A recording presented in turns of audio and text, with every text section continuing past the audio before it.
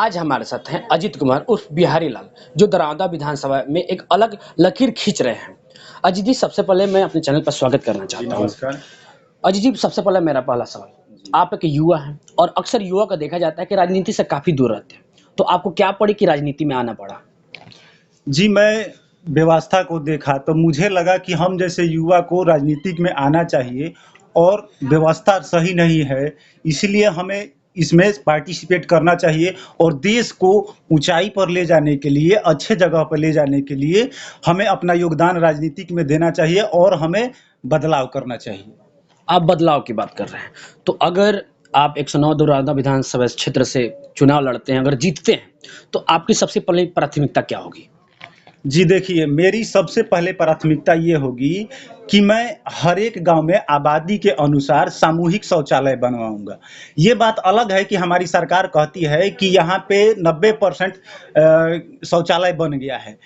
But इसको हम नहीं मानते हैं कि बना है, लेकिन क्या हो रहा है कि आज आपको अगर सच में देखना है कि शौचालय बन गया है, तो शाम को आप सड़कों पे निकलिए और देखिए कैसे भीड़ मतलब रोड पे इकट्ठा हो रहा है शौचालय के लिए। उस भीड़ का हिस्सा मैं भी हूँ।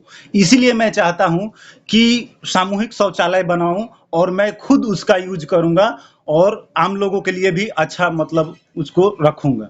सरकार का मानना ये है कि वो घर-घर जल नल योजना का स्कीम लाई है। तो जी। क्या आपको ये नहीं लगता है कि जल नल योजना जो सही तौर पे धरातल पे है? देखिए, जन नल योजना काम हो रहा है, लेकिन हमको नहीं लगता है कि ये धरातल पे है और सरकार की डिसीजन है। अगर उसको लगता है कि दिस इज़ राइट तो वो कर रहे हैं। मुझे तो नहीं लगता है कि इसका बेनिफिट अगर हर एक आदमी को मिले, क्योंकि सबसे ज़रूरी है कि आज नल कहीं भी लग सकता है, लेकिन पानी की व्यवस्था नहीं है और बहुत सारे गाँव में बहुत सारे प्रॉब्लम है नाले के और उसके बहुत सारे प्रॉब्लम है नाले वगैरह के। तो पहले इसका भी ढंग से उपाय करना चाहिए सरकार को एंड देन उसके बाद हमको लगता है कि इस सब को ये करना चाहिए। आप अगर जनता के बीच जा रहे हैं, तो किस सोच के जा रहे हैं और किस अलग प्रवृत्ति से आप दूसरों को मोटिवेट कर रहे हैं कि आप मुझे ही वोट दें, कि मैं इंडिपेंडेंट कैंडिडेट हूँ और मैं कुछ कर सकता हूँ क्योंकि मैं एक युवा हूँ? जी देखिए, मैं जनता से यही मैं तो बहुत सारे कहता हूँ जनता से, जनता के बीच जाता हूँ तो। लेकिन उनमें से 1-2 बातें मैं बताता हूँ कि देखिए, अगर मुझे जनता वोट देती है, तो मैं सबसे पहले यहाँ पे क्या-क्या करूँगा, वो चीज़ थोड़ा-सा बता देता हूँ आपको। मैं सबसे पहले आपको ये बताता हूँ कि मैं यहाँ पर देखिए आज युवाओं को पटना जाना जनरल कॉम्पिटिशन की तैयारी के लिए पटना जाना पड़ता है, कोटा जाना पड़ता है, इलाहाबाद जाना पड़ता है। उसके बाद में वहाँ पे कोचिंग को 60 से 70 हज़ार रुपये देने पड़ते हैं और उसके बाद में रूम किराया, रहना, खाना अलग से।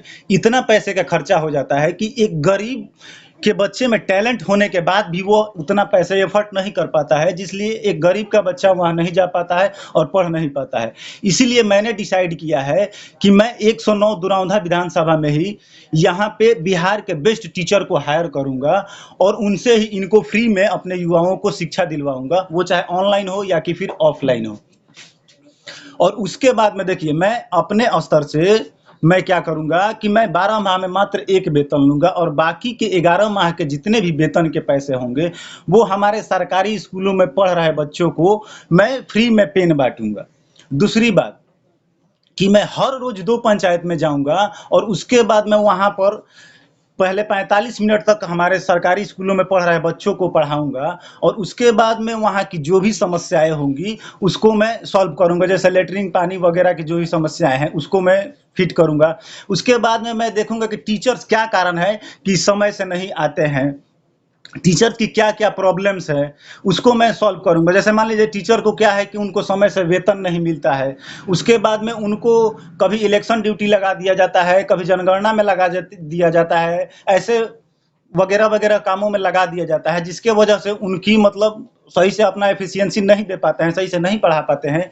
तो इसके लिए और उनकी जो भी समस्याएँ होंगी, उसको मैं विधानसभा में उठाऊँगा और मैं सरकार से ये भी माँग करूँगा कि उनको जो भी मतलब समस्या है, जैसे उनको ऐसे वैरे-गैरे काम में ना लगाया जाए। उनका काम है राष्ट्र निर्माण करना, शिक्षक ही राष्ट्र निर्माता होते हैं। तो उनको सही समय से वेतन मिले और उनको पढ़ाने के लिए कामों में ही सिर्फ़ लगाया जाए।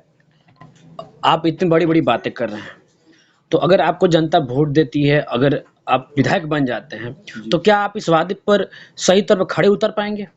जी देखिए, मैं आपको बता दूँ कि मैंने जो भी हैंडबिल है मेरा या कि फिर मेरा एक यूट्यूब चैनल है छोटा-सा मैंने बनाया है इसी के लिए कि लोगों को मतलब थोड़ा-सा आप भी जा सकते हैं, द क्रांति के नाम से है।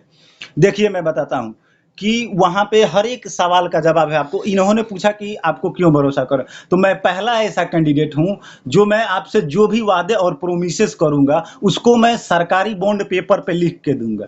क्योंकि देखिए हमारे देश में संविधान है, न्यायालय है, जुडिशियरी है, तो आपको मैं अगर लिख के देता हूँ कि आपके यहाँ नाले बनेंगे, तो उसको अगर मैं नहीं करता हूँ, तो उसके लिए आप मेरे खिलाफ, मेरे अगेंस्ट न्यायालय जा सकते हैं, मुझ पर कार्रवाई कर सकते हैं। अब मैं वर्तमान में दरौंदा विधानसभा की स्थिति की बात कर रहा हूँ। तो सबसे बेहतर विकास मॉडल किस विधायक का रहा अभी तक, आपके नज़रिए से? देखिए अकॉर्डिंग टू मी मुझे नहीं लगता है कि अगर ढंग का विकास हुआ होता, ढंग का विकास होता तो विकास तो दिखता है, विकास ऐसा नहीं है कि छुप-छुप के होता है, विकास दिखता है और किसी ने ढंग का विकास नहीं किया है। और मैं बताता हूँ कि मैं इनसे अगर अच्छा नहीं कर पाऊँ, तो मैं आपको बता दूँ कि मैंने अपने वीडियो में भी वादे किया है कि अगर मैं 3 बार तक बिहार विधानसभा का चुनाव नहीं जीतता हूँ, तो मैं पूरे जीवन पेंशन नहीं लूँगा। अगर मैं 3 बार तक जीतूँगा तो ही मैं पेंशन लूँगा। अगर इसलिए मैं आपको बताता हूँ कि यहाँ पे इतना अच्छा काम करके दिखाऊँगा, कैसे युवा को रोज़गार मिलेगा, कैसे व्यवस्थाएँ सुधरेगी, कहाँ-कहाँ करप्शन है, ये सारी चीज़ें मैं बताया हूँ। और यहाँ बताने के लिए आई थिंक उतना समय नहीं है। तो मुझे मेरे अकॉर्डिंग उतना विकास नहीं हुआ है, नाम का भी विकास नहीं हुआ है, मुझे लगता है। बस सर्वाइवल करने के लिए थोड़ा बहुत सड़कें हैं, इसको आप जो कह सकते हैं, विकास कहिए या जो कहिए, लेकिन सर्वांगीण विकास एक नीतीश कुमार जी हमारे माननीय मुख्यमंत्री कहते हैं कि हर एक साल एक विधायक को 3 करोड़ रुपए वो देते हैं। क्या किसी ने आपको 3 करोड़ का हिसाब दिया है? तो आप देखिए अगर मिला है तो। और क्या 3 करोड़ का हर एक साल आपके यहाँ काम होता है? अगर होता है तो आप उसे वोट दीजिए, अगर नहीं होता है तो मुझे सेलेक्ट कीजिए, मैं आपको हर एक साल 3 करोड़ रुपए का हिसाब दूँगा और क्या-क्या मैं कार्य किया हूँ, उसका भी मैं आपको हिसाब दूँगा। ये तो सिर्फ़ बातों में अच्छे लगते हैं, सच्चाई तौर पर तो दिखाई नहीं देता। देखिए, अभी तो मुझे मौका मिले तब तो दिखाएँगे, मैं तो बजरंगबली नहीं हूँ कि मैं दिखा दूँ कि मैं करके दिखाऊँगा। मैं लिख के देता हूँ, रिटेन में देता हूँ कि जो भी मैं वादे और प्रोमिसेस करूँगा, उसको मैं सरकारी बॉन्ड पेपर पे लिख के दूँगा। उसको मैं करूँगा, जो-जो भी मैंने वादे किए हैं, आप मेरा वीडियो देखिए या फिर मेरा हैंडबिल पढ़िए और उसमें से कोई भी ना होने वाला हो, आप मुझे क्वेश्चन कीजिए। अगर जो मैं वही वादे और प्रोमिसेस करूँगा, जिसको मैं फुलफिल कर सकूँ। नेता का मतलब झूठा वादा। क्या आप झूठा वादा दे रहे हैं जनता को?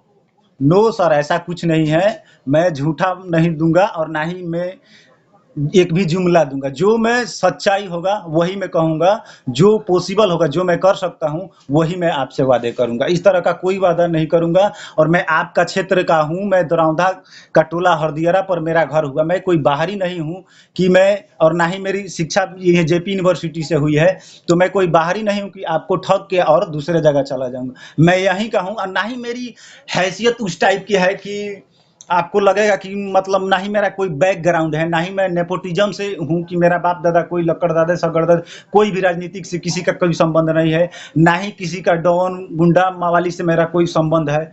बस मैं सिंपल एक स्टूडेंट हूँ और मुझे लगा कि यहाँ गलत है, मुझे आना चाहिए, सो मैं यहाँ आया हूँ। मेरा आखिरी सवाल कि जी, आप दरौंदा विधान से सभा क्षेत्र में क्षेत्र भ्रमण करने के लिए जा रहे हैं, जी। तो आपको सबसे अधिक किस क्षेत्र में कमी दिखाई दे रही है? देखिए कोई ऐसा क्षेत्र नहीं है, मैं लगभग हर एक ब्लॉक में गया हूँ मोटा-मोटी, लेकिन पार्टिकुलर अभी गया हूँ, हर एक आप ईच बॉडी से नहीं मिला हूँ, प्रत्येक आदमी से नहीं मिला हूँ, पर सिलेक्टेड आदमी जैसे-जैसे गाँव में है आदमी, जहाँ-जहाँ मतलब जो मेरे दोस्त यार हैं, वो लोग जो जानते हैं, उनके यहाँ गया हूँ। तो मुझे लगता है कि कहीं पे भी वो ऐसा डेवलपमेंट नहीं है, कहीं पे भी स ढंग का सुविधाएँ नहीं है। जब लड़ाई विकास के लिए है, तो समर्थन मिलता है। ये थे अजीत कुमार, धन्यवाद।